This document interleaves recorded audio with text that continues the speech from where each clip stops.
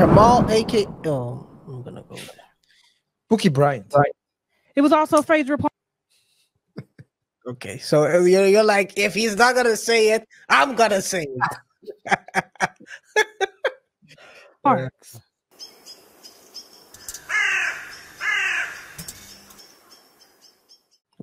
Pastor Jamal Bryant, who has elevated his co-pastor KaiR Turner to a first lady. It's a beautiful thing, right? It's a beautiful thing until you hear the backstory. As we always do, we sometimes take a look at the stories that Tasha K tells, and she had a bit of information she wanted to share. Again here. I'm gonna only play the audio because she's been known to strike people, and it's hard to strike or find a notification when Dua Penotti is in screen. For those who don't know, Google Dua Penotti. Anyway, this is what she has to say. I'll say this: fair use, and Tasha, shout out to you. Don't try to take our channel down. Otherwise, nothing will happen. It's gonna be Anyway. Beautiful BBL Dr. KaiR here, who is his KaiR Turner, who is his co-pastor at New Birth. He promoted her from emergent pastor to youth pastor to now she is co-pastor, and she is on trips with him in Fort Lauderdale on the church's money, and they get a little put in deal on the side. fair use. And have been, according to sources, since 2017. Now, apparently the church and a lot of people that used to work for the church and stuff have thanked me because they have been trying to figure out first what happened to Tweet.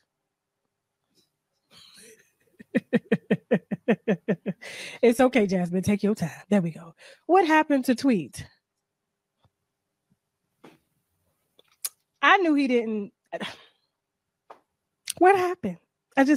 People were trying to figure out, and it was Dr. KaiR that happened, allegedly, and it was Amber Ty from Country Wayne skits. Hey, you're such a great Country Wayne supporter.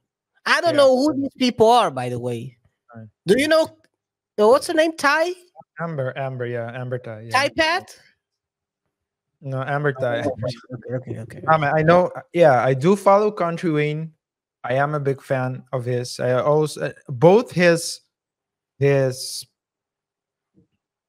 comedy, but mostly his business savviness and it's in depth. I do like the way he thinks and the moves he's making. So I really like. I really follow him for that and what he's done on his Country Wayne channel because he used to do skits. But the skits where he played a central role, but what he's done throughout the last couple of years was basically creating a soap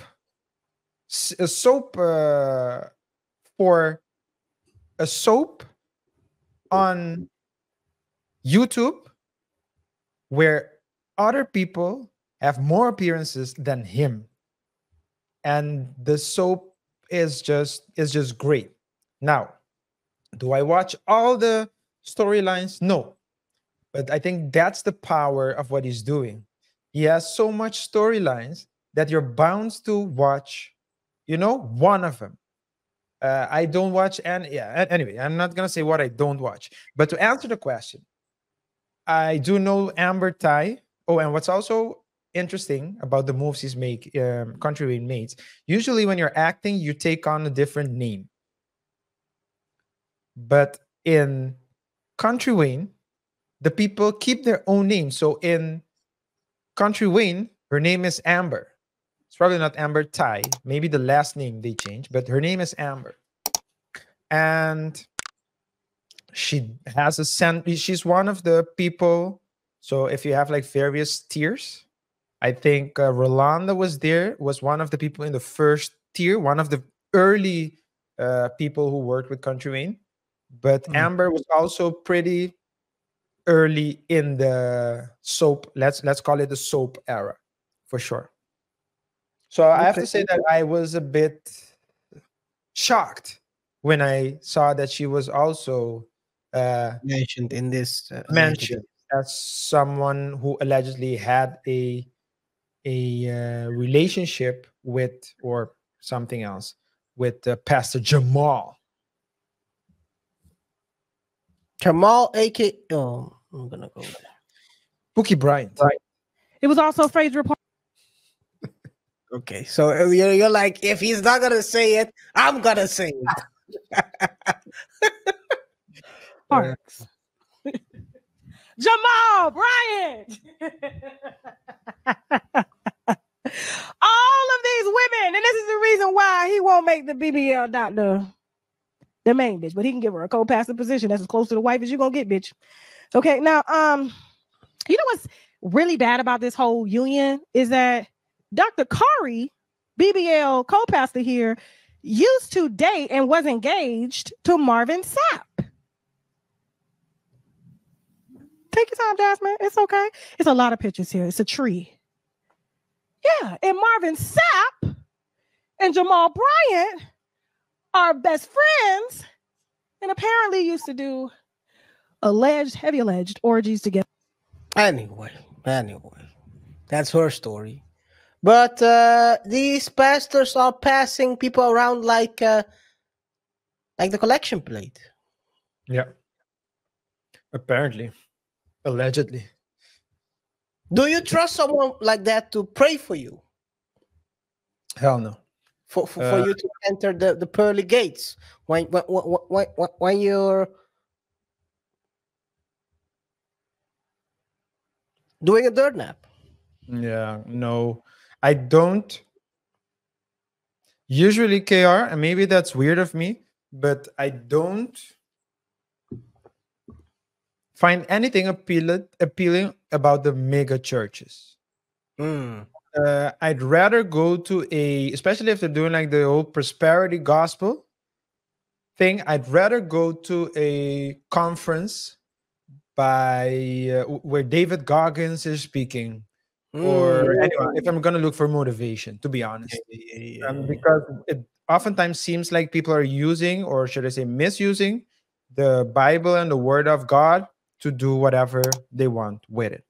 And what is very interesting, someone told me this in the past, and it really stuck to me. How you and I, for example, you and I are the same. We meet each other, we don't know each other. So we are at the same level. I don't think anything peculiar of you. You don't think anything peculiar. If for you, money is important and I have a lot of money, you will see me as being better than you. And for me, for example, if being in shape was important to me, I would see you as being better than me. So that's how people oftentimes, we say that we're all equal, but in the end of the day, when we're interacting with each other in society, that's how people think, consciously or subconsciously. The same goes with churches. You and I, let's say if you are a believer and I tell you I'm not a believer, then you will see me maybe as less, or not a believer, me going to hell, whatever.